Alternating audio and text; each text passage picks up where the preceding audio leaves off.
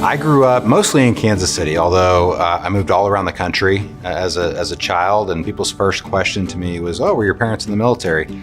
Unfortunately, my father was in the military, but that's not why we moved. We were living in abject poverty, I think is the best way to describe it, including living in a car for a short period of time. And so I grew up, went to 11 different schools and constantly moving from place to place. And so I went to high school in Kansas City, so that's kind of where I talk about being from. One of the ways that I found to get out of the house, and to be completely transparent, if you joined the basketball team, you got a free warm-up suit. And coming from a house where my mom or my grandmother might have made our own clothes for a long time, I thought it was the coolest thing ever to get the super neat Nike warm-up suit. And so I started playing sports just for the free clothes. And that led to 5 sports in high school, 3 in college, and ultimately it was how I paid my way through college. But I also grew up thinking there's only 2 ways out of my neighborhood. One is I could do some things that are illegal, and I didn't want to do that. My Southern Baptist background wouldn't let me do that. And the other was to be a professional athlete, and that, or movie star, or right. It had to be one extreme or the other. Ironically, I went to college to be a teacher ultimately, and I went to 4 different colleges before I graduated with a degree. And I remember the job fair at my school coming by and talking about all the different vocations, and I had just filed my taxes from being a bartender.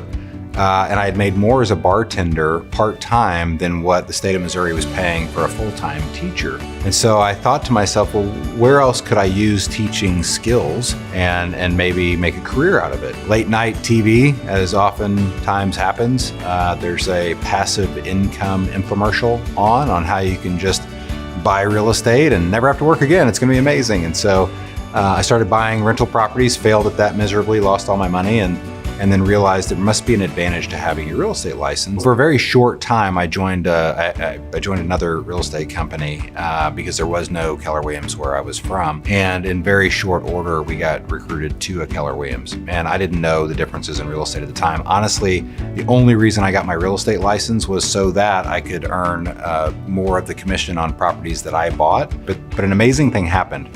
I got really good at finding great investment deals even though I had no money. And suddenly I became very popular because it turns out that lots of people like to make lots of money.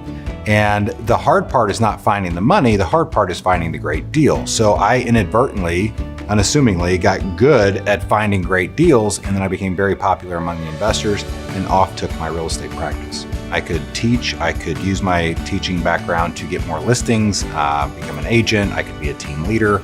Ultimately, I could be a regional director, I could be a teacher. Other people would hire me to come teach. And so I really am a teacher at heart, and it's what I love to do the most. And it's what drives me. If I could take me by the collar at 26 years old, I would say, don't be afraid of failure.